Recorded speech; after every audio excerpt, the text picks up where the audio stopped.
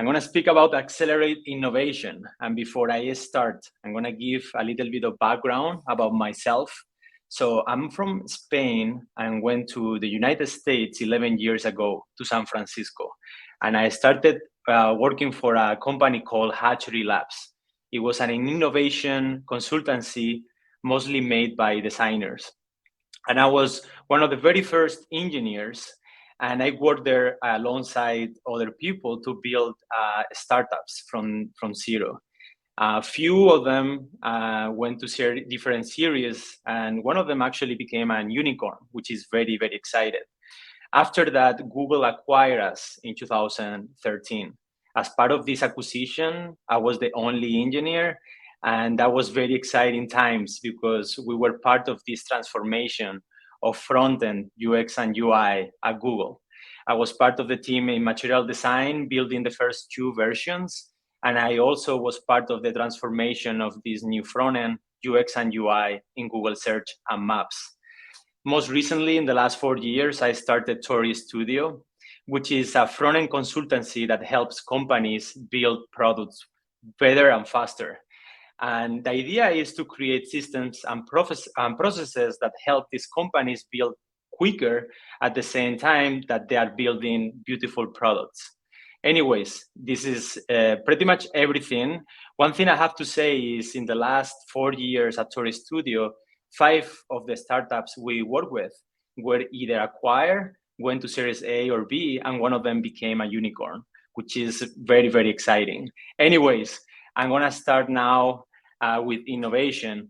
And as many of you know, you probably have an idea now, or you had in the past, or you may have in the future. And the thing is, there are many ways that we can build our ideas. At the end, we want to be innovative. We want to innovate in the space, right? But the most important thing that you would like to ask yourself is, are you solving the right problem? And probably the first reaction is, hell yeah, I'm solving this right problem. What are you talking about? All of us think that we understand the problem better than anyone. But let me tell you, you probably are not, you probably don't know what the problem is. And this is based on many different studies that you can find out there in the internet, but most of the ideas don't go anywhere. And the main reason why is because we bring our own biases and experiences, and we think that we know everything. Probably a little bit of ego from everyone, but anyways, that's how we are and how we operate. With this, I'm going to tell you a little story here. This was over 60 years ago, and Henry Kramer, who was a magnate, came with this question: can an airplane fly powered only by the pilot's body power? Is this idea of like flying a bike, like E.T., as we saw in the movies?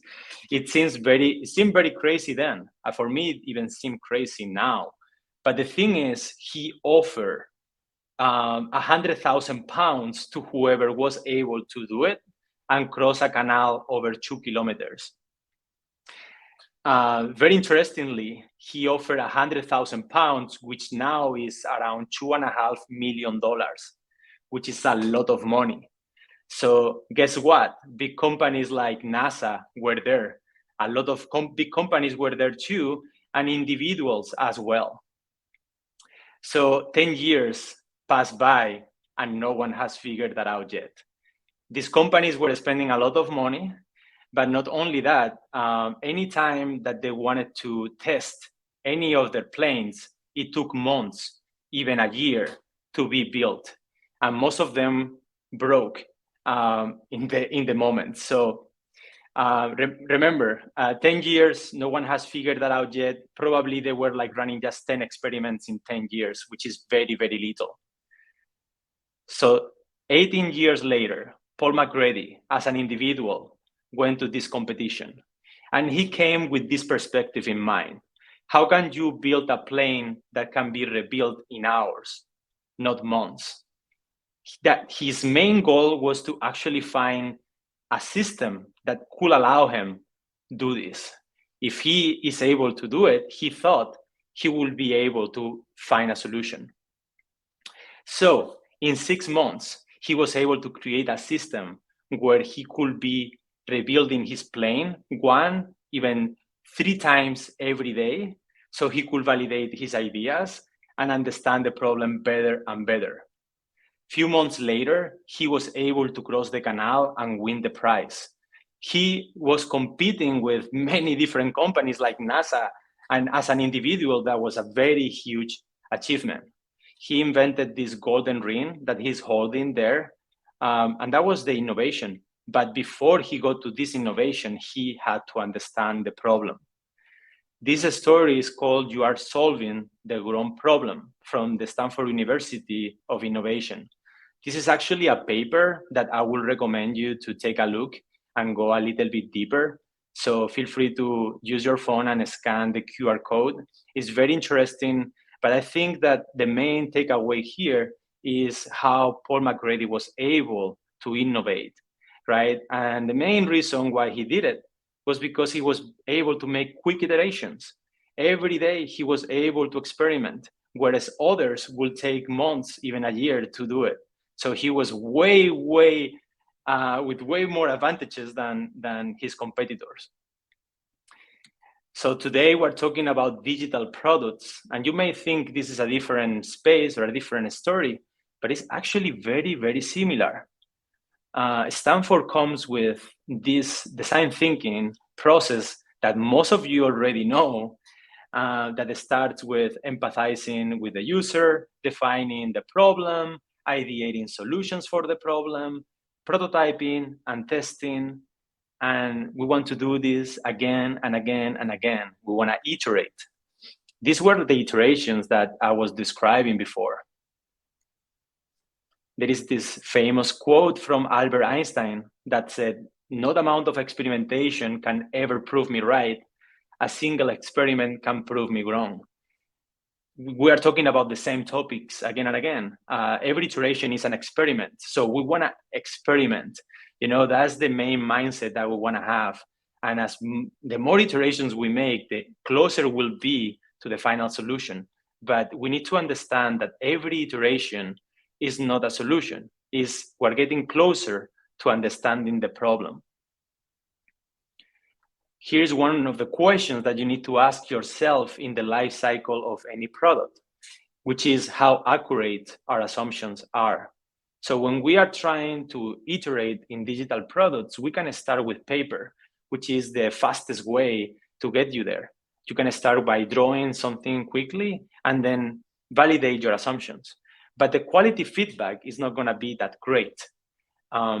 You want to go all the way up from wireframes to low fidelity, high fidelity, fully functional, and product. And product is actually the real deal. That's when you actually get punched in the face. And it's painful, especially if you are just doing it first time. Now you can understand why, like when we're trying to build something and it takes a long time and it fails because it should fail, it's very painful, right? Another question you want to ask yourself is, how fast can we iterate?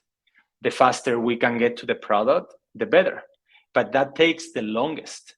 So we can start with paper again, but at the end of the day, you want to get to the product as quickly as you can. But again, it's usually very long, especially if you are in a big company. Companies like Google, Amazon, Apple, right? It takes a long time to get you there. It's exponentially, if you think about it. When I was at Google, there were products that took years to be built.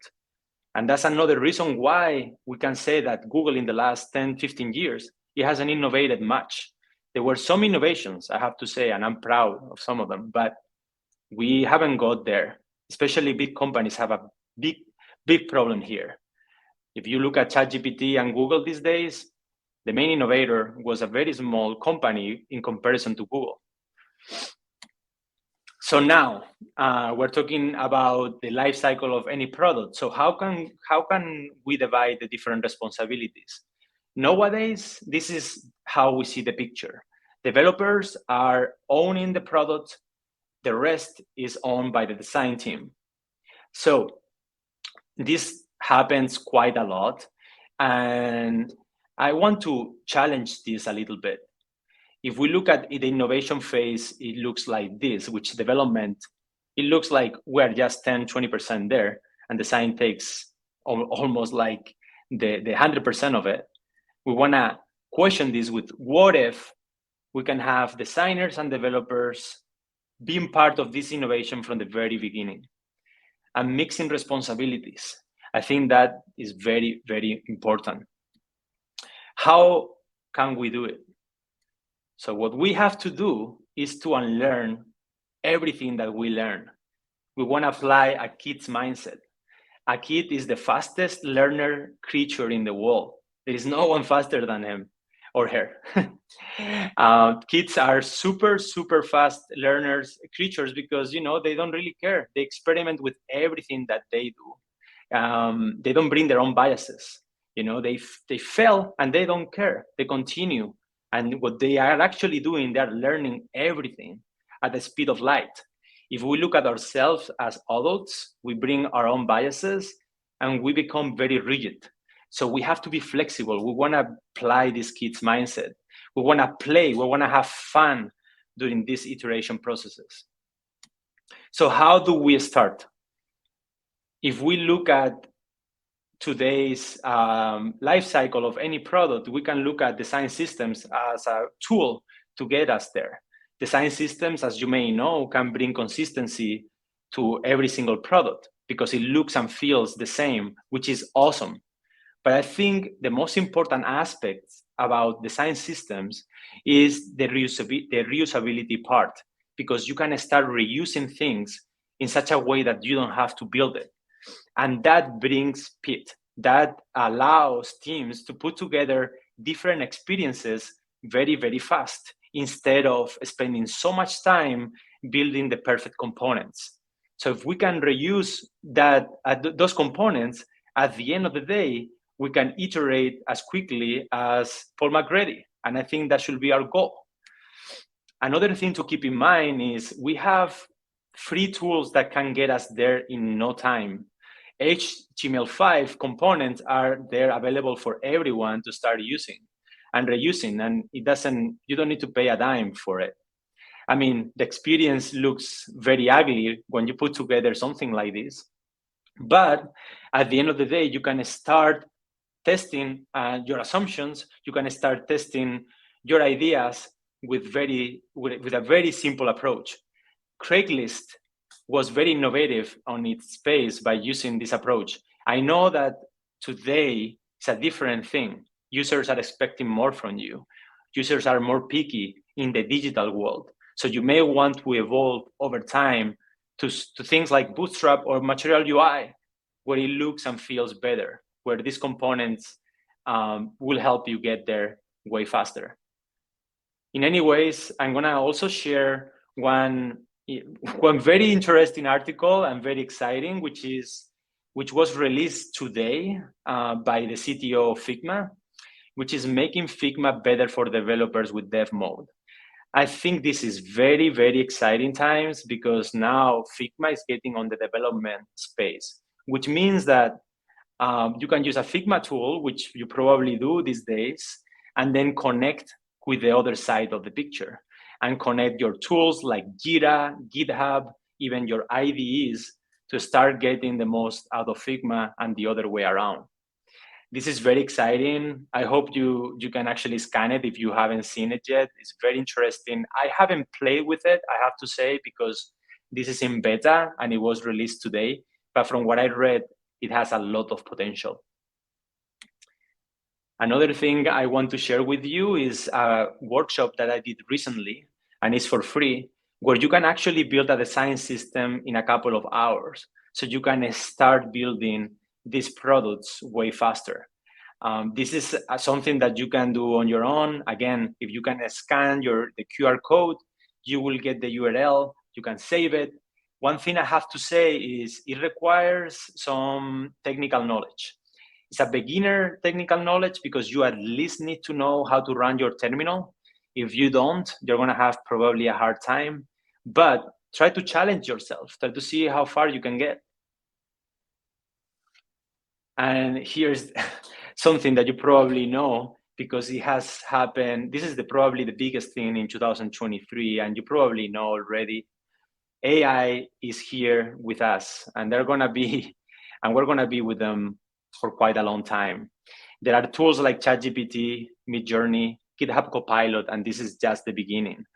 The reason why I want to bring this topic is because these tools are for free. At least ChatGPT is for free. Midjourney, you can use it, I think, until, I don't know, I think it's few days, not sure, but I have used it. I have to say, Midjourney, I put together this illustration from the left side in a matter of minutes. And I am not an illustrator. I know it's also controversial, but I have to say that if we can use these tools to expedite building products, we should totally do it. ChatGPT also allows us to get to the next level faster and quicker. It's an assistant that also is free and we can start using. If you haven't, I will really recommend you to do it. I will actually challenge you, if you are interested, to build the design system from zero, the workshop that I shared before, to try to go with ChatGPT and see how far you can get. Even if you are not technical, I really I believe you will get farther than you think, and you will learn a lot. At the end of the day, these tools are supposed to, extend our knowledge to help us as assistants, where we are actually the the digital creators, right? One thing I have to share as well, if you are interested, I am putting together a workshop and it's going to happen in the next few months. And I want to learn more about you. I want to learn more about what topics are you interested. My main goal is to build something that can allow you to go from 0 to 1 without any technical knowledge. So I will recommend you to also scan this QR code because I would love to get you the right content here. It's very exciting times. And this is something that I want to also share with all of you. The next 2 to 5 years are going to be very, very exciting in terms of innovation, especially with the tools that we have out there today, which are for free and everyone can use. We can be the next Paul McGrady's. We don't need to have a huge company behind us. We can start building companies that are successful with just one person. And I really believe that some of you today, if you're interested on this topic, you will get there in faster than you think. Anyways, this is everything. Thank you so much. It's been very exciting. I set my QR code there just in case you want to connect with me in LinkedIn. I would love to know more about you, especially if you are interested on this topic, which I love talking. Anyways, thanks a lot. And yeah, I hope to see you soon. And now I guess questions.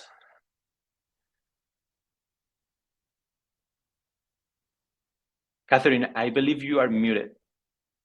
Thank you. So that was really great. So thank you for that. There are a few questions and I have a few questions, but I want to get to someone's question first because I like it and it's very topical. With the advances of things like Figma, there are many people who say that the low fidelity wireframes are not needed. Let's say hypothetically balsamic or even going from papers, as you mentioned. Would you agree or disagree with this statement? That's a very good question, Catherine. I believe those tools are still necessary, especially if you want to prove your assumptions. You just need to keep in mind that these tools are not going to get you the full accuracy of the feedback. The quality feedback is not going to be that great, but that's a great way to start. Then what you really want to do is to build the product. You want to get there, and you want to get there fast. If you don't have a team, there are ways to get you there. So as I share, these days with AI tools in particular, anyone can actually build their own product. So I will encourage everyone to actually spend time and understand how this works, because at the end of the day, the one that is going to learn is you by spending that time. Those are like assistants at the end of the day. Yeah, absolutely. And as being an agency, you've worked with a multitude of companies. At what stage do you get engineers involved? Do you have a best practice?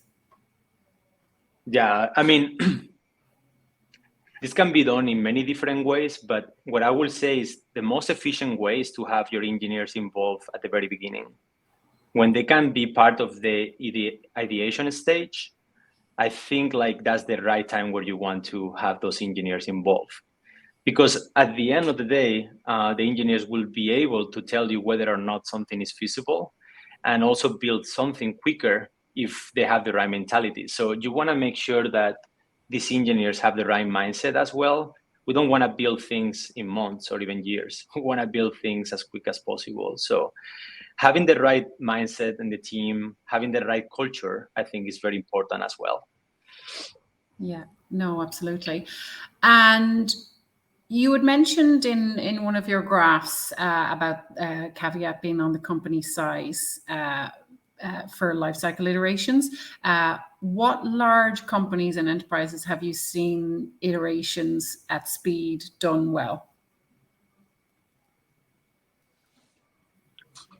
So I will say Google, for example. When I work at Google, I mean, depending on the team, but I have to say that there were teams at Google that did this very well. When we have small focus teams where we can have designers, engineers, even researchers as part of the very early stages, that's actually a great way to start collaborating and building something fast. So there were times when I was at Google that I could see that happening, and I think those products actually went very, very well. But yeah, I know that it's also hard depending on the company that you work on and also the dynamics. But if we can have these small teams that have different disciplines working together from the very beginning, working like a startup in a big company, I think is a key. And also, I will say culture. And I have to say that Google also have the culture part very, very well there in terms of the 20%, which is you can spend the 20% of your time trying to think about a new idea or building something on your own. It doesn't happen again. Have that? I don't know. I haven't been at Google for the last 4 years, so I cannot really speak about it. But when I was there, they had it. And actually, I have to say that I went through that process as well. So yeah, that's really exciting too. And did Torii come out of there? No, it didn't. I actually failed because I was not doing the right things. I was operating like a big company, like building a product and taking forever, right? So that's, you don't want to be there. And I'm speaking about my own failures, right? So I know that I've been I went through that in the past, and even though we know the theory, the practice is the most difficult part. Yeah, no, absolutely. I have one more quick question. There are, when it comes to iterations at speed, there are companies like pharmaceutical, high risk, like zero risk tolerance companies out there that would argue their point that they cannot afford to make mistakes. What is your advice or opinion on that, and what would you say to them? I will question that thinking. I guess my question is, why wouldn't you afford making those mistakes? And I guess like these companies usually have sensitive data. They have certain things that they don't really allow them to go fast or iterate fast. But I think the most challenging part is to be creative. If we can create a process or a system where we can simulate experiences, right? If we can fake this data, if that is the problem, we can always circumvent everything. I have seen that already from healthcare companies when going from that particular scenario. So also thinking about changing the mindset as well. We think that we can, but why, right? Let's go to the root of the problem, right? And if we can get there, if we can find creative ways to get us there, I think that should be the goal. Yeah, no, absolutely. Well, thank you so much, Chris. It was an absolute pleasure. I really, really appreciate that. For changing the ways that you work. But as with all things product development related, there is no one size fits all. So please do share your thoughts in the comment section below, and let's keep the conversation going. Finally, If this video resonated with you, please do us a favor and hit that like button and subscribe to our channel. This not only keeps you up to date with all of our latest content, but it also helps us with the YouTube algorithm. Last, if you want to keep learning, we have a couple of videos suggested here. But otherwise, until next time, take care and enjoy the rest of your day.